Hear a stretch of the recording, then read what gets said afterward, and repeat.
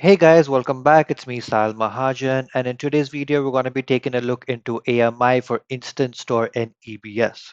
So let's dive right into this video. So what is an AMI? AMI basically stands for Amazon Machine Image. It provides information to launch the instances. And AMIs are based upon these below things. First is your operating system, second is your region, third is your architecture, and fourth is your storage for root volume.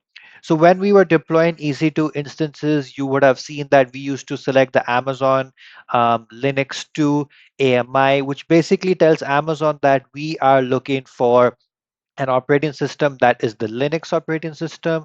We want to deploy it in a specific region, for example, US East 1. What is the architecture? Is it, are we using a 64 ARM or any other specified architecture? And what would the storage for the root volume be? So in this video, we are basically going to be taking a look into the storage for the root volume.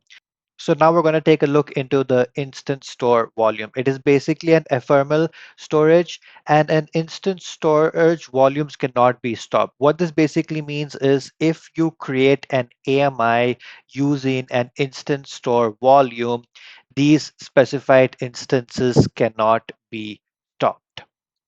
If the host fails, the data is completely lost. Again, because these instances cannot be stopped, if for any XYZ reasons, if the host fails or something does happen from an AWS standpoint, your data will be completely lost.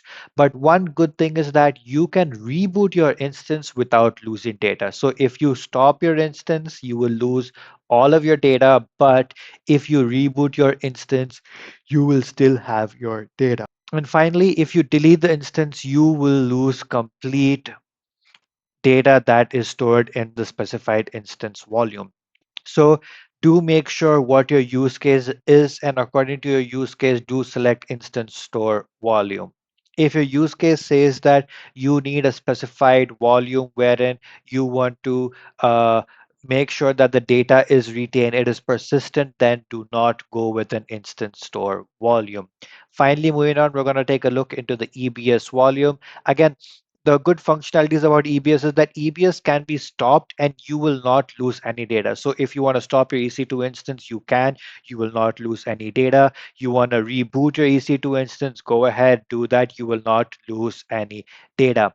And another functionality is that by default, your root device, assuming that you have created an EC2 instance using the EBS volume, and your root device is deleted when you delete the instance. But there is an option wherein you can uncheck the tick box saying that you do not want to delete this specified volume, EBS root volume, when you delete your EC2 instance.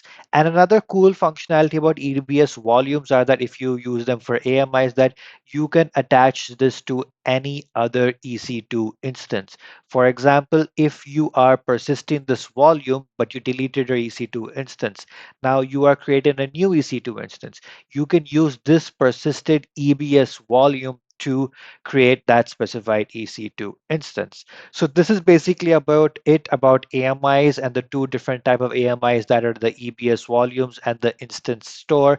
Again, please do make sure that you know what are the differences between the two of them and when to use each one of them. If you guys are planning to provide give any AWS certification, for example, the solution architect associate, then this differentiator is very, very, very important. So I hope you guys did like this video. If you did, please make sure to leave a like, do subscribe, do comment if there are any other topics out there that you guys would like me to cover. I hope you guys have a great day ahead. See ya. Take care. Bye bye.